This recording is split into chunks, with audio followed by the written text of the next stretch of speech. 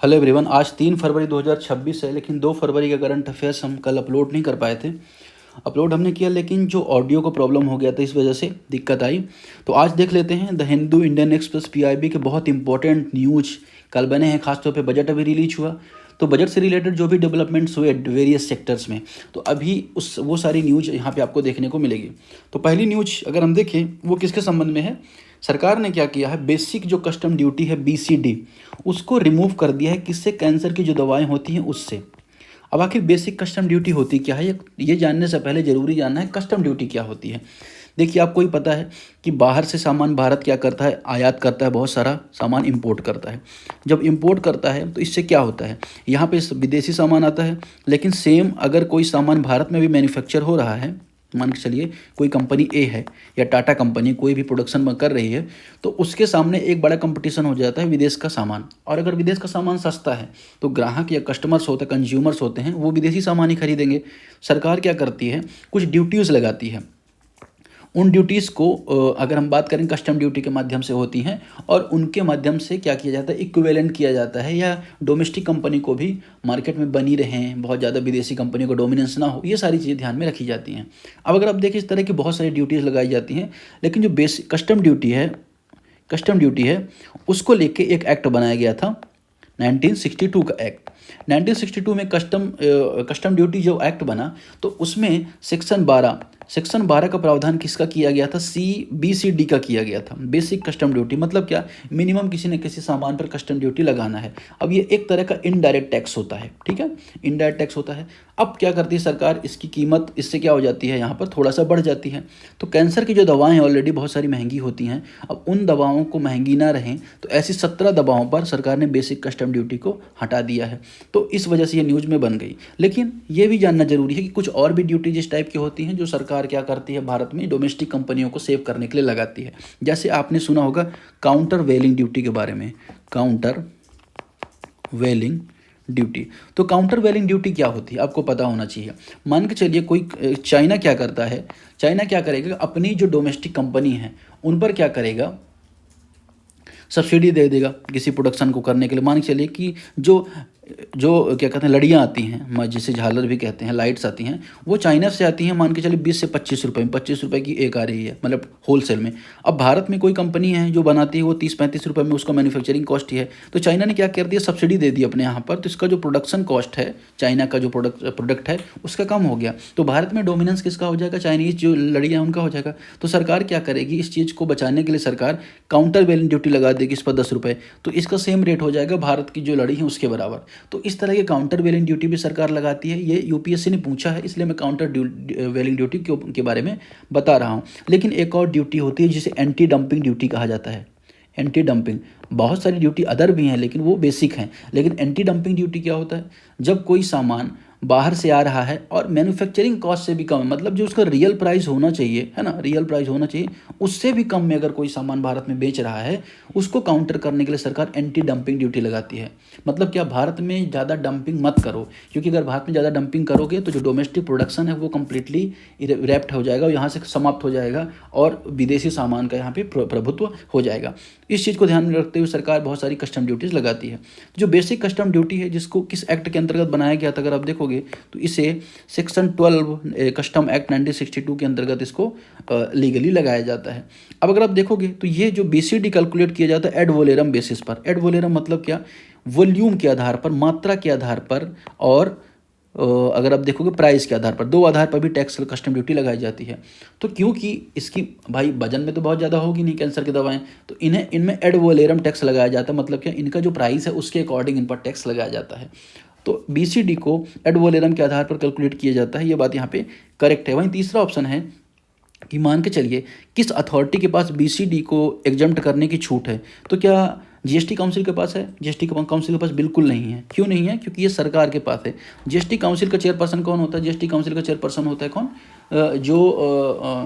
वित्त मंत्री। लेकिन जो इसमें राइट किसका होता है, गवर्नमेंट का होता है, गवर्नमेंट इसमें छूट दे सकती है, ठीक है। तो ये चीज़ आपको यहाँ पे याद रखनी है। इसका सही आंसर 1 2 हो जाएगा, तीसरा ऑप्शन यहाँ पे एलिमिनेट हो जाएगा। जीएसटी काउंसिल 279A आर्टिकल जब बनाया गया था तब जीएसटी काउंसिल को यहाँ पे बनाया गया था जीएसटी के संबंधित जो मामले हैं उनका त्वरित समाधान करने के लिए, ठीक है। अगले क्वेश्चन की तरफ, अगला टॉपिक है यहाँ पर सी मार्ट के बारे में। आखिर सी मार्ट है क्या, ये डी मार्ट तो नहीं है। देखिए सी मार्ट और डी मार्ट में फ़र्क है। डी मार्ट एक दुकान है और सी मार्ट ठीक है, बेसिकली गवर्नमेंट का इनिशिएटिव है। आपने लखपति दीदी के बारे में सुना होगा, अगर नहीं सुना होगा तो मैं आपको बता देता हूँ। लखपति दीदी जैसा कि नाम से पता है कि जो महिलाएं हैं उनको लखपति बनाना, महिलाओं को ऐसे अवसर पैदा करना कि साल भर में 1 लाख रुपए की आय कम से कम वो जनरेट कर लें। इसके लिए सरकार ने स्किल डेवलपमेंट का काम किया। सरकार ने प्लम्बिंग के चाहे काम हो, चाहे अगर आप देखो कि सिलाई बुनाई के काम हो, चाहे कढ़ाई के काम हो, हस्तकरघा या हैंडीक्राफ्ट्स के काम हो, इसको ध्यान में रखते हुए सरकार ने स्किल डेवलपमेंट का काम शुरू किया और इस स्कीम को अनाउंस किया 15 अगस्त 2023 को। तो सरकार ने ये कार्यक्रम शुरू किया और सरकार ने पाया कि 2 करोड़ लोगों को, महिलाओं को सरकार ने ट्रेन कर दिया है। तो इस सफलता को ध्यान में रखते हुए सरकार ने यह सोचा कि जो महिला उद्यमियां हैं या वुमेन एंटरप्रेन्योर्स हैं, इनको लेके एक स्कीम चलाते हैं। उस स्कीम का नाम सी मार्ट रखा गया। तो सी मार्ट का पर्पज़ क्या है, community owned retail outlet women entrepreneurs, सामुदायिक स्वामित्व वाले रिटेल आउटलेट को प्रपोज किया है सरकार ने। ये बात यहाँ पे करेक्ट हुई है, इस लखपति दीदी के कार्यक्रम की सफलता के आधार पर है। तो दूसरा ऑप्शन भी करेक्ट हो जाएगा, पहला ऑप्शन भी करेक्ट हो जाएगा। तीसरा ऑप्शन यहाँ पे कह रहा है कि जो लखपति दीदी का उद्देश्य केवल एफएचजी उत्पाद को बढ़ावा देना है, मतलब क्या, exclusively focused on the export promotion of FHG products, that is not right. क्योंकि अगर सिर्फ प्रोडक्शन को बढ़ावा देना, फिर मान चले कोई ऐसा है कि जो इंडिविजुअल प्रोडक्शन कर रही है विदाउट एसएचजी, तो क्या उनको सरकार प्रोडक्शन बढ़ावा दे नहीं देगी? नहीं। यहाँ पे अगर आप देखें तो एसएचजी जो उत्पाद उनको तो बढ़ावा देगी सरकार। इंडिविजुअल लेवल पर कोई बना रहा है, कोई महिला बना रही है, कुछ महिला ग्रुप बना रहा है, उनको भी सरकार यहाँ पे बढ़ावा देगी सी मार्ट के अंतर्गत। तो तीसरा ऑप्शन एलिमिनेट हो जाएगा, 1 2 यहाँ पे करेक्ट हो जाएगा। लखपति दीदी हाई प्रोबेबिलिटी यूपीएससी पूछे, क्योंकि आपको पता है कि काफ़ी जो स्कीम सक्सेसफुल हो जाती है उनको लेके यूपीएससी फोकस करता है, या तो जो पूरी तरह सफल हो जाती है उनको भी, उन पर भी क्वेश्चन बन सकते हैं। तो इस पर क्वेश्चन बन सकते हैं, ये चीज़ आपको यहाँ पे याद रखनी है। तो लखपति दीदी के बारे में और इस योजना के बारे में, सी मार्ट के बारे में ध्यान रखिएगा। आगे बढ़ते हैं अगले टॉपिक की तरफ। अगला टॉपिक है with reference of MGGSI consider the following statements. MGGSI के बारे में आपको स्टेटमेंट बताना है। अब इसका फुल फॉर्म आप देखो क्या है। फुल फॉर्म इसका है महात्मा गांधी ग्रामीण स्वराज इनिशिएटिव। ग्रामीण स्वराज इनिशिएटिव। देखिए महात्मा गांधी के जो विचार थे, खादी है, ग्राम उद्योग है, कुटीर उद्योग है या आत्मनिर्भर गांव है, ये सब आज भी रिलेवेंट है। तो सरकार ने 2026-27 के बजट में कहा कि जो ग्रामीण लेवल पर प्रोडक्शन होता है, चाहे खादी का प्रोडक्शन हो अगर हम बात करें, चाहे हैंडीक्राफ्ट से बहुत सारे हाथ से सामान बनाए जाते हैं, इनकी क्या होनी चाहिए, इनकी ब्रांडिंग होनी चाहिए। और इनकी ब्रांडिंग होनी चाहिए और इनकी जो एक्सेस है वो विदेश तक होनी चाहिए। मतलब फॉरेन में कोई अगर सामान खरीद रहा है तो इनका जो सामान है उसकी खरीदारी फॉरेन में भी होनी चाहिए। तो इस तरह का सरकार यहाँ पे इनिशिएटिव लेके आई है, जिससे ट्रेडिशनल जो कारीगर हैं, ग्रामीण उद्योग हैं, उनको क्या किया जाएगा, बढ़ावा दिया जाएगा। तो सरकार यहाँ पे एक ये इनिशिएटिव को शुरुआत यहाँ पे सरकार ने की है। तो अगर ये देख लेते हैं स्टेटमेंट क्या क्या बन रहा है इस पर। स्टेटमेंट ये बन रहा है, it was announce in union budget 2026-27, 2026-27 के बजट में इसको घोषित किया गया था। इसका उद्योग है खादी को, हैंडलूम को, हैंडीक्राफ्ट सेक्टर को इंपॉर्टेंस देना या उसको सशक्त बनाना, ये भी बात यहाँ पे करेक्ट है। तीसरा, the initiative focus only on traditional method and discourage modern production technique. यह पहल केवल पारंपरिक तकनीकों पर केंद्रित है, आधुनिक उत्पादन को तकनीक को हतोत्साहित करता नहीं। एक लाइन को बड़ा करने के लिए दूसरी लाइन को कम करने की आवश्यकता नहीं होती, हम अपनी लाइन को ही बड़ा कर सकते हैं। तो सरकार इससे कम क्यों करेगी, तकनीकी को हतोत्साहित या अगर हम बात करें डिस्करेज क्यों करेगी? तो तीसरा ऑप्शन एलिमिनेट हो जाएगा, 1 2 यहाँ पे करेक्ट आंसर हो जाएगा। ठीक है, तो MGGSI के बारे में जो स्कीम है उसके संबंध में भी आप यहाँ पे ध्यान रखिएगा। वोकल फॉर लोकल की जो अवधारणा है, सरकार यहाँ पर्पज अपना सर्व करना चाहती है। ठीक है, अगला जो टॉपिक है किसके बारे में, भारत विस्तार के बारे में। आपको पता है कि एग्रीकल्चर सेक्टर को लेकर भारत बहुत सारी स्कीम्स या डिजिटल एग्रीकल्चर को लेकर सरकार स्कीम लेके आई है। जैसे आपने एग्रीस्टैक के बारे में सुना होगा। एग्रीस्टैक सरकार भारत क्यों लेके आई? एग्रीस्टैक में क्या था कि जितने भी स्टेक होल्डर्स होते हैं, जितने भी हितधारक हैं, मतलब मान के चलिए हितधारक कौन होता है, किसान है, किसान का जो सामान खरीदता है वो व्यापारी है, किसान को जो लोन देता है वो बैंक है ना। तो इस तरह के बहुत सारे हितधारक होते हैं, उन सबको डिजिटली इंटीग्रेट किया जाए, इसलिए सरकार एग्रीस्टैक पोर्टल लेके आई। लेकिन यहाँ पर क्या किया सरकार, भारत विस्तार में क्या कर रही है?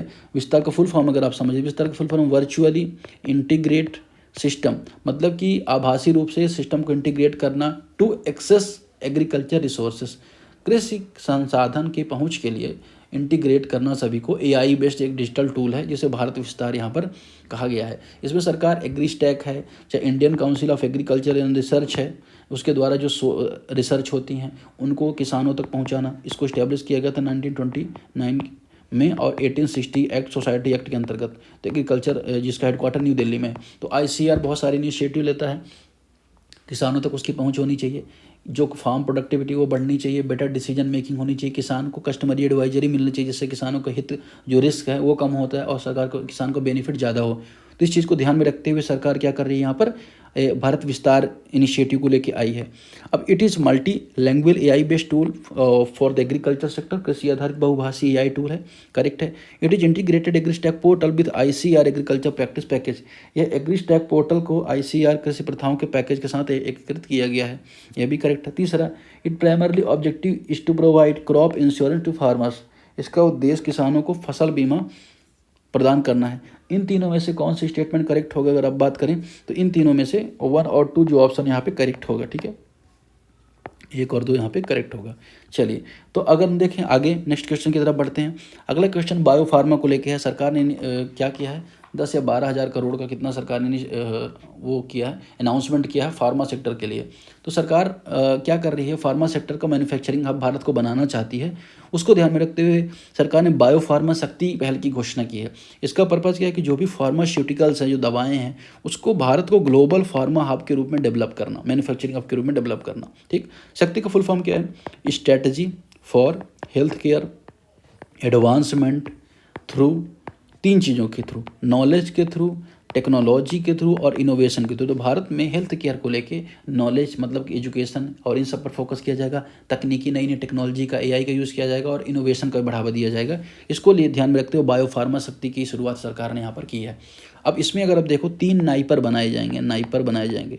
अब नाइपर क्या है, national institute for pharmaceutical education and research, ऐसे इंस्टीट्यूट जो फार्मास्यूटिकल दवाओं के संबंध में एजुकेशन भी देते हैं, रिसर्च भी देते हैं। तो ऐसे 7 हैं, 3 और सरकार बनाएगी, ठीक है। तो सरकार का पर्पज़ क्या है कि पूरी तरह से भारत में को ग्लोबल हब बनाना है। तो सरकार ने इसके लिए 10,000 करोड़ रुपए का जो फंड लेके आई है वो 5 साल के लिए सरकार लेके आई है बायो फार्मा शक्ति। तो it is aim to develop India as a global bio pharma manufacturing hub, इसका उद्देश्य भारत को वैश्विक मैन्युफैक्चरिंग हब के रूप में विकसित करना है, करेक्ट है। दूसरा, the initiative include setting up new NIPER institute, इस पहल के अंतर्गत सरकार नई नाइपर संस्थाओं को शामिल करती है, ये भी करेक्ट है। तीसरा, biosimilar identities copies of biological medicine, biosimilars जैविक दवाएं की बिल्कुल समान प्रतियां होती हैं जैविक दवाओं की। अब बायोसिमिलर्स और बायो जो ये होती क्या है, ये थोड़ा सा आपको पता होना चाहिए। देखिए, जो बड़े बड़े देश हैं वो क्या करते हैं, जो जिनके पास अच्छा पैसा है वो बायोलॉजिक्स दवाएं डेवलप करते हैं। मतलब क्या कि लिविंग सेल्स के थ्रू क्या करते हैं, दवाओं को प्राप्त करते हैं या मतलब कि उनको उन दवाओं को बनाते हैं। लेकिन इनकी जो लिमिटेशन होती है, दवाई महंगी होती हैं और लोअर जो इनकम वाली कंट्रीज़ हैं उनको कैपेबल नहीं होती हैं उतना पे करने के लिए। तो उनके लोअर कंट्रीज में बायो सिमिलर प्रोडक्ट्स डेवलप किए जाते हैं जो मतलब बायोलॉजिक दवाओं के समान ही होते हैं, लेकिन और प्रभावी भी होते हैं, अच्छे खासे होते हैं। लेकिन कहीं ना कहीं अगर आप देखोगे तो ये कॉपी होते हैं किसके, बायोलॉजिक्स के, ठीक है। तो biosimilars are copy of biologics. तो अब अगर हम बोला कि biologics identify copies of biological medicine, ये यहाँ पे तीसरा स्टेटमेंट यहाँ पे कहना चाह रहा है।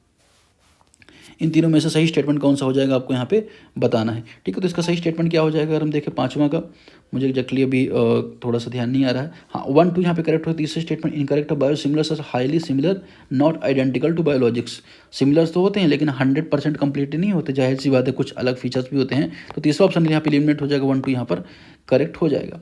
आगे बढ़ते हैं अगले टॉपिक की तरफ। अगला टॉपिक किसके बारे में है जो न्यूज़ में था, अगला टॉपिक है दिव्यांगजन कौशल योजना के बारे में। कंसिडर द फॉलोइंग स्टेटमेंट्स, दिव्यांगजन कौशल योजना के बारे में क्या स्टेटमेंट है। केंद्रीय बजट में दिव्यांगों को लेकर दिव्यांग कौशल योजना और दिव्यांग सहारा योजना 2 की घोषणा की गई। कौन कौन सी आप लिख लीजिए यहाँ पर, दिव्यांग कौशल योजना यहाँ पर मैं लिख देता हूँ और दिव्यांग सहारा योजना, ठीक है ना। अब अगर आप बात करें कौशल योजना के बारे में तो ये किसके लिए, ये तो आपको पता है कि पर्सन विद डिसेबिलिटीज़ के लिए। अब इसका पर्पज़ क्या है कि डिग्निफाइड लाइवलीहुड अपॉर्चुनिटी प्रदान करना, उनको एक सम्मानजनक आजीविका देना। इसके लिए सरकार ने 200 करोड़ का फंड यहाँ पे सरकार ने रखा है। अब इसमें क्या किया जाएगा, इसमें जो दिव्यांग समूह हैं उनके अकॉर्डिंग इंडस्ट्री रिलेवेंट हो, कस्टमाइज स्किल डेवलपमेंट दिए जाएगी जिससे उनको भी रोजगार मिल सके, ठीक है ना। अब इसमें आईटी सेक्टर चाहे हो वो भी कवर किया गया, animation visual effects AVGC sector भी कवर किया, गेमिंग कॉमिक्स इन सब पे भी उनको क्या किया जाएगा, सहायता दी जाएगी। हॉस्पिटैलिटी सेक्टर में भी उनको सहायता दी जाएगी, फूड एंड वेवर्स सेक्टर में भी, वेवरेज सेक्टर में भी उनको सहायता दी जाएगी। वहीं दिव्यांग जो सहारा स्कीम है उसमें सरकार ने 100 करोड़ रुपए का फंड यहाँ पे सरकार दे रही है। इसका पर्पज क्या है, ALIMCO artificial limbs manufacture corporation of India को सपोर्ट दिया जाएगा। इसका पर्पज ये होगा कि अच्छे अच्छे असिस्टिव डिवाइस ऐसे बनाएं जो दिव्यांगों की जीवन को और आसान कर सकें। जैसे जो लोग अंधे होते हैं तो उनको कुछ दिखने लगे या कुछ ऐसी विजुअल्स उनको दिखे जिससे उनको और सहायता मिल पाए। जो विकलांग हो जिनके पैर नहीं काम करते उनके लिए कोई ऐसी टेक्नोलॉजी डेवलप करने जिससे चल पाएँ। तो इस तरह की कुछ यहाँ पे सहायता के लिए यहाँ पे क्या किया गया, दिव्यांग सहारा योजना में 100 करोड़ का फंड यहाँ पे इनिशिएट किया गया है, ठीक है। तो ये यहाँ पे सहारा योजना है, ये दिव्यांग कौशल योजना है। अब पीएम दिव्यासा केंद्र क्या है, पीएम दिव्यासा केंद्र के बारे में बात करें, पीएम दिव्यासा केंद्र के बारे में, पीएम दिव्यासा केंद्र वन स्टॉप सेंटर है जो असेसमेंट करेगा, इवेल्युएट करेगा, काउंसलिंग करेगा, है ना, और ऐसे सेंटर्स को इस्टेब्लिश भी किया जाएगा, ठीक है, अलीमाको के माध्यम से। तो ये बात यहाँ पे किसके संबंध में थी, दिव्यांग जन के संबंध में थी। स्टेटमेंट से the scheme focus on the skill development of person with disabilities.